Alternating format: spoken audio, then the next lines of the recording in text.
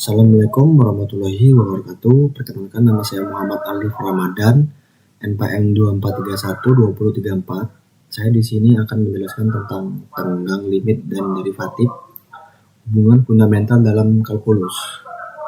Kalkulus sebagai cabang matematika yang mempelajari perubahan dan pergerakan, menempatkan konsep tenggang, limit, dan derivatif sebagai dasar yang fundamental. Kedua konsep ini saling terkait erat dan memainkan peran vital dalam memahami perilaku, fungsi, serta aplikasi dalam berbagai disiplin ilmu. Konsep dasar kalkulus. Yang pertama ada limit. Konsep limit adalah landasan untuk memahami bagaimana suatu fungsi berperilaku di sekitar suatu titik. Dan nomor dua ada turunan. Turunan merepresentasikan laju perubahan suatu fungsi pada suatu titik tertentu. Nah, nomor tiga ada integral. Integral adalah proses kebalikan dari turunan yang digunakan untuk menghitung total perubahan suatu fungsi. Selanjutnya ada definisi tenggang limit. Yang pertama ada titik limit. Titik limit adalah titik tempat fungsi mendekati suatu nilai tertentu saat variabel bergerak mendekati titik tersebut. Nah, nomor dua ada pendekatan asimptotik. Fungsi dapat mendekati suatu nilai batas tertentu tanpa pernah benar-benar mencapainya. Dan nomor tiga ada kesinambungan. Ya, fungsi dikatakan kontinu jika nilai limit di suatu titik dengan nilai fungsi di titik tersebut. Di sini ada teorema tentang limit. Teorema aritmatika limit. Limit dari operasi aritmatika dasar pada fungsi dapat dihitung dengan menggunakan teorema ini. Teorema komposisi limit.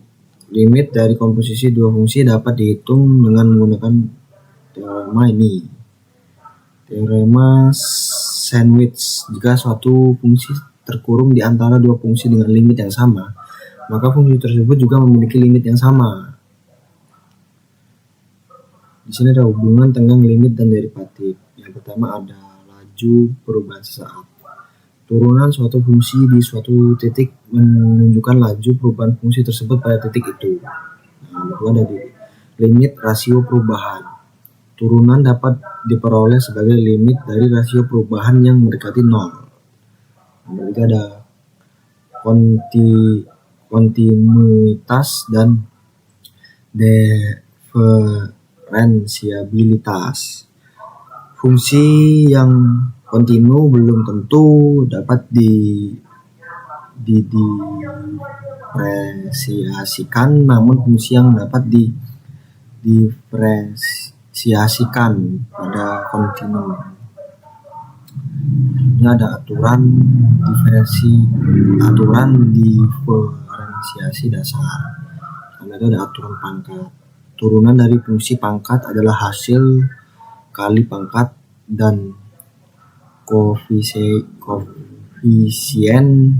dikalikan dengan variabel yang dipangkatkan dikurangi 1. Aturan jumlah dan selisih. Turunan dari jumlah atau selisih dua fungsi adalah jumlah atau selisih turunan masing-masing fungsi.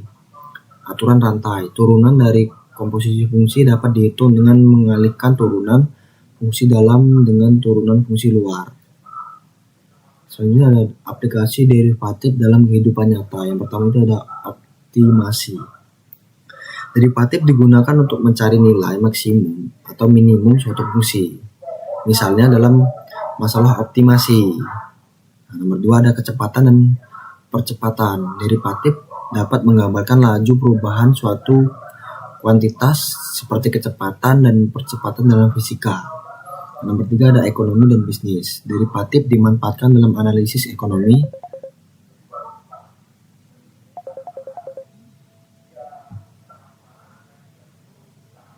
Oke, yang ketiga di sini ada ekonomi dan yang ketiga itu di sini ada ekonomi dan bisnis. Derivatif dimanfaatkan dalam analisis ekonomi seperti elastisitas permintaan dan penentuan harga optimal.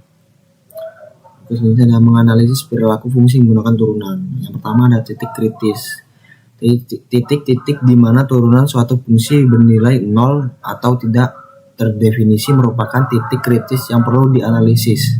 Yang kedua ada titik stasioner. Titik stasioner adalah titik-titik di mana fungsi mencapai nilai maksimum atau minimum lokal. Nah, nomor 3 ada titik belok. Titik di mana terjadi perubahan arah kelengkungan dari fungsi disebut titik belok atau titik infleksi. Oke, selanjutnya di sini ada interpretasi geometris derivatif. Nah, garis singgung itu bentuknya seperti ini. Turunan suatu fungsi di suatu titik menunjukkan kemiringan garis singgung pada titik tersebut. Nah, ini garis singgung. Nah, yang kedua ada kelengkungan kurva. Nah, ini bentuknya seperti ini.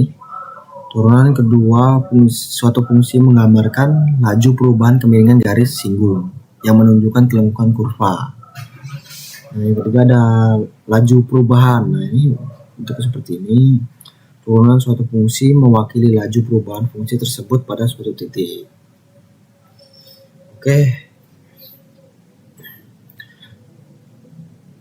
Oke, sekian dari saya. Kurang lebihnya mohon maaf. Saya akhiri. Wassalamualaikum warahmatullahi wabarakatuh.